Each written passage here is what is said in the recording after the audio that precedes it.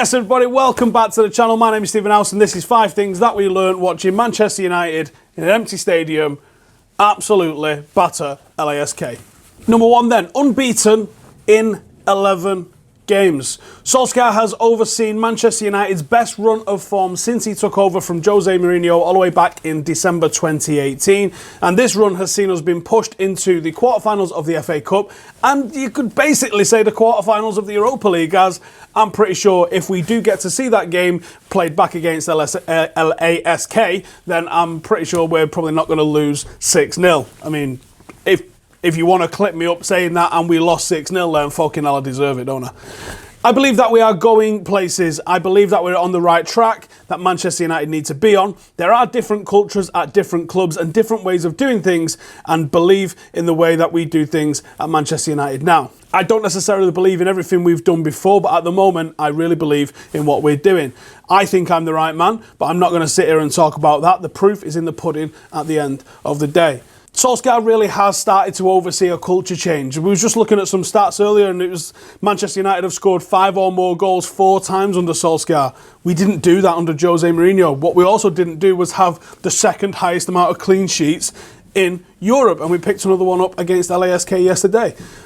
When you look at things like that, and in fact we also got to a semi-final against Manchester City in the League Cup as well, we're going quite far in these competitions. It's the league form which makes us feel like it's not going as much to plan as it could be. But when you look at the injury decimation that we had to midfield, and you see the 2 players that he's brought in January, added to the players that he brought in the summer, those players are really the driving force behind what Manchester United are doing and where we are going right. And the man that brought them in, Ole Gunnar Solskjaer. Number 2, going for the Europa League. I think the team selection that we saw and the attitude and determination which Manchester United went into that game against LASK with shows that United are here to win this competition. I think a lot of us thought we was going to take that game a little bit lightly. I thought a lot of us was expecting fairly heavy rotation, and now there was some rotation, possibly because there's also supposedly some injuries to the players that didn't feature. But it also looked like Manchester United really went for it. It looked like we played essentially our pretty much best 11, and the fact that we came out there with a 5-0 victory shows just how much we placed on getting through in this tie. The home leg now, should it get played, is a dead rubber game. There's no way they're overturning that. We score 1 goal, it is definitely done and done. So it's going to be really interesting to see how this goes, and we may have put the game with Tottenham in jeopardy, although it has now been cancelled. But we might have put the game with Tottenham in jeopardy by playing a very strong 11. If we'd have picked up an injury, anything like that, we didn't know that was going to be called at the time. So it's interesting to see that he really wants to win everything or do as well in everything that he's still in. And I think having the option to go and win the Europa League is a good option to have. I still want to see United finish 4th, even though 5th might be enough for Champions League qualification. I want to finish 4th because, one, I don't trust City to not throw money and get their suspension delayed if that's a thing. But I also don't trust it that if we, I want to come 4th on our own terms, and I want to come 4th where it goes, yes, we got 4th. We didn't sneak in because City messed up, and we didn't sneak in through the gamble of having to win the Europa League. I want to come 4th and get that Champions League football secured, and then go and win the Europa League for the sake of winning trophies, because that's what football's about. Number 3, Ighalo scores when he wants, or when he starts. 3 starts, 4 goals for Ighalo since he's joined Manchester United. I'm going to be honest with you, loads of people were saying, do you know what, if he scores like 3 goals, be pretty happy with that sort of return. For starters, this goal last night was absolutely X-rated. He had 4 first touches in one play that were better than any first touch that Lukaku had in the entire time he was here at the club. Since joining, 349 minutes played, 4 goals, 1 assist. He's involved in a goal every 70 minutes.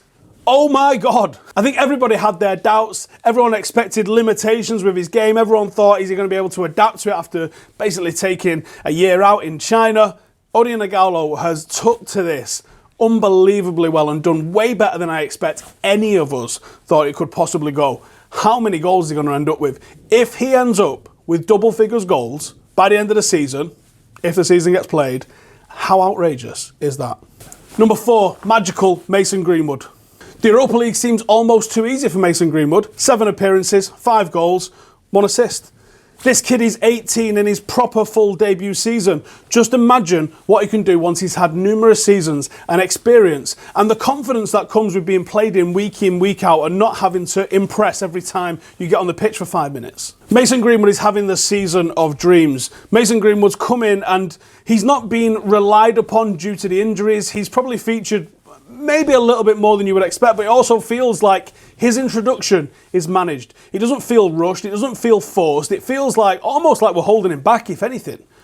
He's come in and he's had some fantastic performances. In the progression of his footballing career, what he's achieved this season is going to be seen as an enormous stepping stone from playing underage football to playing men's football, because there's an enormous transition required. Mason Greenwood took it in his stride, possibly even as good as what we saw with Marcus Rashford when he burst onto the scene. I can't wait for what a proper summer of knowing that he's going to have a big part to play in the first team and the physical maturity that we're going to see from Mason Greenwood. I can't wait to see what happens with him next season. He could put someone else's first team place in doubt just on the back of some very good performances. And number 5, no more football for now.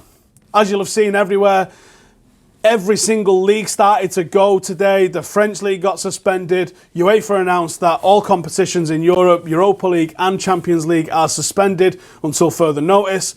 The Premier League have come out and said the next 2 weekends worth of games, which I'm presuming includes the FA Cup as well, are suspended, and the next game on the calendar that will get played is April the 3rd. I'm actually not even thinking that that one's going to get played. I'm going to be brutally honest with you. I think it's the right thing to do, and I think it's the sensible thing to do. 70, 80,000 people crammed into a stadium is not the most sensible idea. Not just that, but I think what's possibly a little bit more likely to exacerbate the issue with the coronavirus is the travel.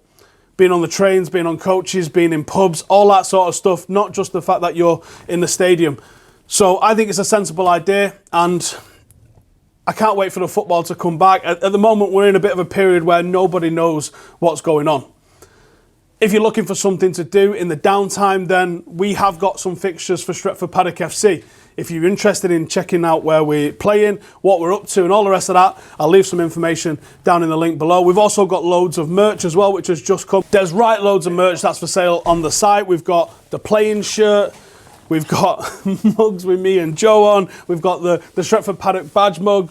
There's all sorts of stuff on there. So if you want to support Stretford Paddock, if you'd like to come and check out what we're up to and even come and watch some of our games, then we're probably going to switch to uploading some content around Stretford Paddock FC. We're going to have a fixture every week. So if you'd like to come and get involved with that, if you'd like to come and watch that, all the rest of that, I'll throw some details in the description below. But thank you guys for tuning in. Hope you stay safe. Hope your family stays safe, and hope no one's too affected by this coronavirus that's going on. But thank you guys for watching. I'll see you in the next one.